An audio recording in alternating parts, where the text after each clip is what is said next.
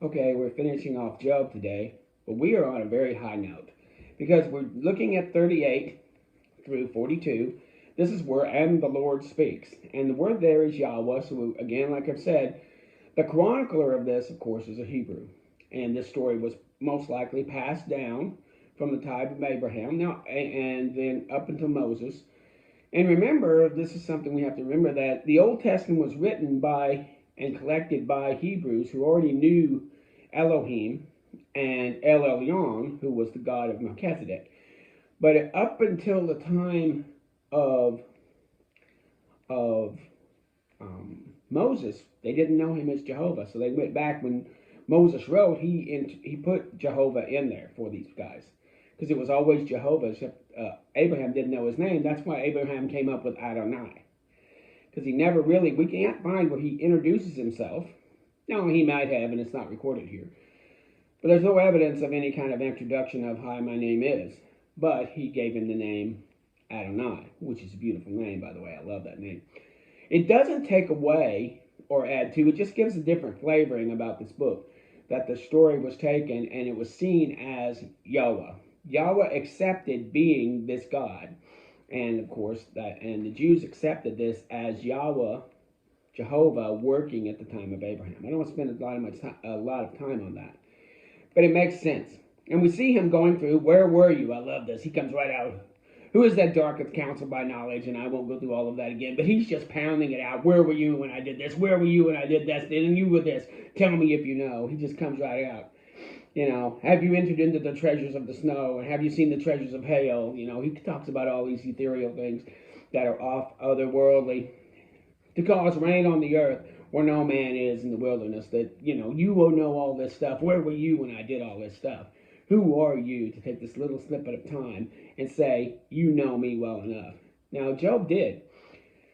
But Job did through the simplicity. See, we make God way too complex. Job made him very simple. And which is good. He wants to be seen in the simplicity of animals, and the simplicity of the rain, the simplicity of the greens of the trees, the simplicity of nature, and the harmony of the body. All of these things shout. This is Romans 1, like I've said several times. "Can you know the ordinances of the heavens?" He starts going through the heavens and talking about the Pleiades and Orion and Arcturus. This big star that's bigger than our sun is out there floating around by God's decree. And you're going to tell me about me? You're going to get me wrong? He talks about taking care of the ravens. He talks about the goats and the rocks. He talks about the unicorn. And he goes in and talks about, again, the horse. The wonderful part about the horse in 39, about how it's not afraid of the battle. It's not afraid of sword. It's not afraid of anything. So you've got this going on, and about the hawk and the eagle. "Moreover, the Lord said, Shall he that contend with the Almighty instruct him? He that reproveth God, let him answer it." If you're going to reprove me, if you're going to try to calm me down, and of course Job replies, "I am vile," but Job doesn't do this in a sense of "you're correcting me." He's always been vile before God. He's always seen himself as a worm. He's always seen himself as this person of lowly, contrite state. It says Job was humbled. Well, he couldn't have been humbled because he wasn't wrong. He wasn't humbling Job. Job was already humble. Job already understood that this God is the God who can lift up, and he wants to turn around and slay me and fight me and tear me like a dog, or tear me like an animal. He can do it. You know why? Because he's God. Now, this is an election where I'm choosing to do this and you have no say. It's more about authority. I can do this. That's a different thing. The God who can do this is not the God who will elicit that. Because there's things where God later on says, "You're doing what I didn't want you to do. What more could I have done for my vineyard?" He shows the other side of the equation many times with, sorry, that's bugging me, with with Israel. We're going to get into that in Isaiah. What more could I have done? How can a God who is almighty, can do anything, say, "What more could I have done?" Because he wants to woo. He wants to bring forward. He wants to show himself. He wants you to see who he is. This is all about the revelation of who God is, and that's what Job is. Job didn't do anything wrong. and out of the whirlwinds. You get the idea this whirlwind appeared. And God was in a mixed whirlwind talking with them. And they're all afraid and maybe face to the earth or something. Elihu is gone. He just books it. He knows he was wrong. Will you disannul my judgment? Will you condemn me, that thou mayest be righteous? Art thou an arm like God, or canst thou thunder like a voice like him? Deck thyself with majesty and excellency, and array thyself with glory and beauty. Cast abroad the rage of thy wrath, and behold every one that is proud, and abase him. Look on every one that is proud, and bring him low, and treat the wicked in their place.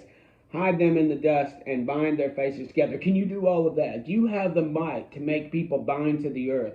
Do you have the might to go down and cast wrath and rage? Do you have that kind of might? The answer is no. You don't have that kind. Now, then will I also confess unto thee that thine own hand can save you. Can your own right hand save you? Can your own right hand help you? So he's really making this point. Behold now the behemoth, and I love this one. And again, many people try to find out what the behemoth was. And some people say it was an elephant, but we don't have evidence of elephants being up that far north. It doesn't sound like a rhinoceros. There are many people who believe this was a dinosaur of some kind that is now extinct, that's in that area. It could have been. It's just a large animal. We'll see it described here. It has strength in its loins, and his force is in the navel of his belly. He moves his tail like a cedar tree. And that sounds like the Brachiosaurus. There's no such thing as a Brontosaurus, by the way. We learned that, the Brachiosaurus and all these other big land animals with the long necks and the big stomachs. His strength is in his loin. He moves his tails, and his sinews are stone. His bones are strong as brass, and his bones are like bars of iron. He is the chief of the ways of God, and that made him his sword to approach unto him. Surely the mountains bring forth his food, and all the beasts of the field play. He lieth under the shade trees, in the coverts of the reeds. He can form himself and lay down and circle under a tree. Sounds again like the Brachiosaurus. But also this guy, he says, behold, he drinketh up a river, and he trusteth that he can draw up the Jordan with his mouth. He takes in with his eyes, his nose pierced through snares. The idea that this guy drinks a lot. Again, sounds like the Brachiosaurus. I like what he says about the Leviathan in 41. He talks about this wonderful, I love what he has to say about the Leviathan. Can you cast out the Leviathan with a hook? The idea that this is this large, scaled alligator type thing, which is larger than an alligator, by the way. We think there's many of these sea creatures that could have been that thing. It also could have been a sea / earthbound creature. We get an idea of dragons that could have come from this kind of animal. Again, there could have been an animal that breathed some fire. We see this in all mythology. We see this as handed down from many of the cultures. Is it possible also that this was a flying dragon? Again, I wouldn't split a church over it. I'm just telling you what it looks like here and the fierceness and the might of this thing. Can you put a hook in its nose or bore his jaw with a thorn? Will he make supplications unto thee and speak soft words to thee? I love it. It's so funny. Will he stop and say soft words? Oh, please don't hurt me. Please don't hurt me. Will he make a covenant with thee? Will thou take him as a servant? Will he be your servant? Will he be like a little puppy dog? Oh, don't hurt me. Really? He's really going in there. Will you play with him as a bird, or will you bind him for your maidens? Will you give him to a little girl? Oh, here you go, little girl. Play with the Leviathan, because I've tamed the Leviathan. I mean, this is known as hyperbole. This is absurdist humor. To think, that you could take this thing that blows fire and smoke and give it to a little maiden to play with, some little girl. Shall thy companions make a banquet of him? Will you eat him? Will they part him along the merchants? Canst thou fill his skin with barbed wires and his head with spears? Lay thine hands upon him. Remember the battle and do no more. I love that one. Lay your hands on him. Do the battle. Remember no more. You will do that battle no more. So he's talking about how fierce he is. I love that line. Lay thy hand upon him. Remember the battle. Do no more. You will not do that again. Behold, the hope is in him in vain. Shall not one be cast down at the sight of him? Even at the sight of him, there are things, man. You think you're so great and you're so powerful. There's things that terrify you in creation. How dare you think that you can approach God or reproach God or tell God how he's doing things.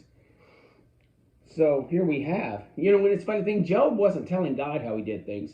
Job was telling them how God did things. They were telling God how he does things. That's theology. Understanding the Bible is the Bible telling me about God. Theology is me telling God about God. Oh, this is how you do things. This is how you work. This is how you handle things. This is how you do things. No, that's why I did this grid work, so that I might know what God is doing. Not that I might tell God what he is doing. See, that's what the three friends in Elihu were doing. I'm telling God about God. And he's like, no, you're not. You don't tell God about God. He tells you about him. That's what this is about. Behold, the hope of him is in vain. So he talks about how fearsome this thing is. I will not conceal his parts, nor his power is comely. Who will discover the face of his garment? And who will come down on him with a double bridle? Are you going to ride him? Who will open the door of his face? His teeth are terribly proud. His scales are his pride. He's shut up as close as a seal. One is so near to the other that no air can go between them. This guy can go under the sea. No air goes between them. He keeps going on about the Leviathan, how his mouth is burning lamps and sparks of fire shoot out. His neck is of great strength. God made this thing. How fearsome and mighty. Sometimes God does these things to show his fierceness and might. You might say, why did he make the dinosaurs? Because they show fierceness and might. They show strength and power. They were not anti-man until after the flood. So before then, the animals got along with men, but they showed the majesty of God through the strength of the animals. The spear of him that layeth him cannot hold, the spear in the dart. He esteems the iron as straw and brass as rotten wood. He keeps talking about the majesty of this thing. Upon the earth there's none like him, who is made without fear. He beholdeth all the high things. He is the king over all the children of pride.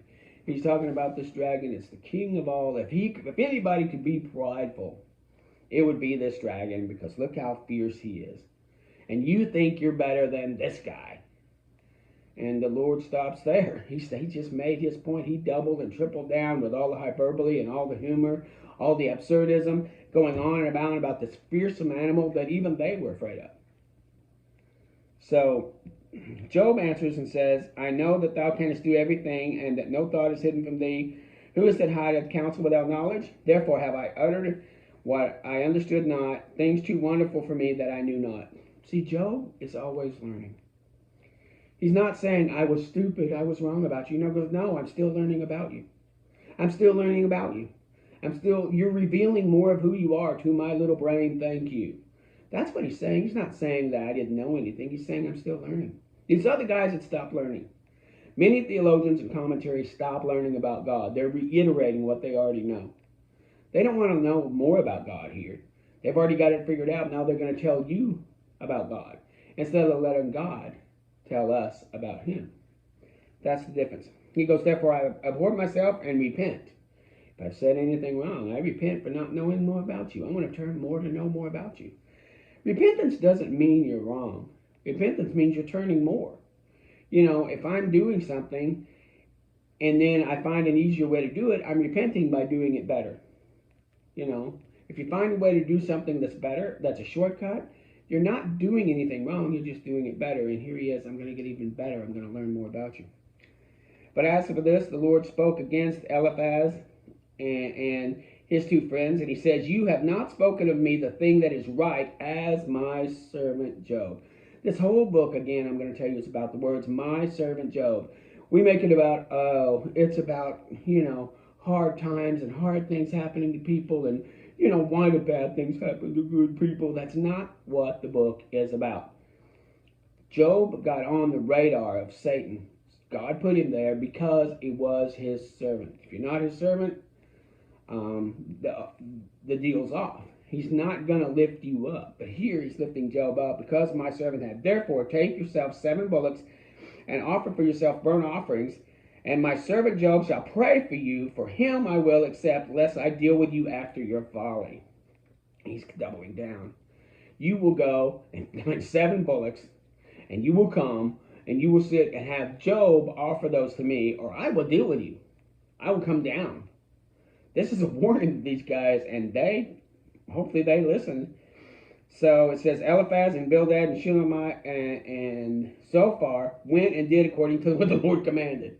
Oh, he did. They did. Oh, yes, they did what Yahweh commanded, and Yahweh also accepted Job.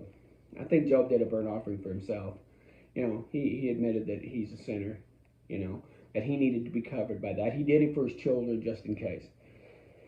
But he wasn't wrong about anything, And the Lord turned the captivity of Job, and notice the word captivity here. It's very much like what we see with the Babylonian captivity. God took Job and put him over here in captivity and then brought him back. God takes Israel, puts it in captivity, but Job was not in captivity because of his sin. He was not in captivity because he was sinning. That's the difference. He was in captivity because of his righteousness. Sometimes we're held in a place even though we're righteous, and other times we're lifted over. But here we have, then came all of his brethren and his sisters and all that had been acquainted with him, and did eat bread with him in his house. He gets his house back. And they bemoaned him and comforted him all the evil that the Lord had brought upon him. Every man also gave a piece of money, and everyone an earring of gold. So he was the receiver of these people who saw. They saw the whirlwind. They saw these guys saying, these guys must have been evangelicals to the max, going, we were wrong about God. We were wrong about God. And they told the story of Job. One of the reasons why Job permeates history is because these guys probably also went out, hey, this Yahweh God, he's this kind of God. And in honor of Yahweh, they gave to Job. This wasn't, like Goodwill. Or it wasn't like, well, I'm helping the poor and the out. I'm helping you up. No, it was in honor of Yahweh that they're giving, just like they gave to the high priest, just like they gave to, tithes to Melchizedek that Abraham did. In honor of God, and I want this God's approval, this is also, we see this in Cyrus and Darius. They're like, yes, go down there. Here's resources. Build your temple. Pray to your God that things would go well with me and with my sons. So here these people are giving to Job, same reason. And he builds him back up. He blesses the latter end of Job more than the beginning. He has 14,000 sheep, 6,000 camels, 1,000 yoke, and 1,000 she-asses. And you'll notice this is exactly 2 times more than what he lost. Now, does this mean God's going to double down on what we've lost? I don't know. I don't care. If he does, that's up to him. If he doesn't, I'm good, because I don't deserve anything from him anyway. But here we have him doubling. He also gave him 7 sons and 3 daughters. Now you're like, wait a minute. I thought he was doubling down. How come he doesn't get 14 sons and 6 daughters? Because the 7 sons and the 7 daughters are still alive with Yahweh. See, we don't let God do what he's going to do. Those 7 or those 10 are gone, but here's 10 more to replace. And he talks about their sons, and it says that nowhere in the land, no women were found as fair and beautiful as the daughters of Job. And their father gave them an inheritance. It wasn't just for the boys. He even gave an inheritance to the girls that they might have their area. Talk about women getting to own land is right here in the book of Job. So we see a lot of power here. And Job lived 140 years after this. So I don't know how old he was. Maybe he was 70 and God doubled down, But maybe God doubled it. He lived 140 years after this. Now, we do know if you're going to have 10 kids and you start about 15 or 20, whatever he was, that's going to, you're going to be in your 30s or so. And then when they're going to have kids and be able to step out on their own, maybe your oldest is 30, you had him when you're 20, so he could have been 50 to 70 years old when this happened. Even if your youngest is 18, and you had 10 kids. So you see where this is kind of going. He could have been 60s and 70s when this happened, and God doubled down. Gave him 140 years, and he saw his sons in the 4th generation. He died being old and full of days. Full of days means he was enjoying his days. To be full of days, the enjoyment of life. God is about abundant living. And we need to look at, okay, some of it might be now. Maybe it's not for now. But he wants to give abundant life, and he wants to give abundant life now to anyone who will come to him. That doesn't mean you'll get like Job, but anything you get from God is like getting what Job did. Whatever we get to meet our needs, it's just like the same thing. We look at God as in degrees. Well, I want him to give me this much. But what if he gives you this much? It's the same thing because it came from God. It's like manna versus the royalty. You know, it's as long as it came from his hands, that's all you need to know. We can't say, well, God hasn't given me enough. Hey, God only gave me a little. Hey, he didn't owe me anything. So that's where I go with the book of Job. It's filled with good stuff. Read it, do the grid work, laugh about Elihu, see the power of the Lord, look at the argumentation of the men and where they're wrong, and see where Job is right. Enjoy this book. It's a wonderful book. Thank you.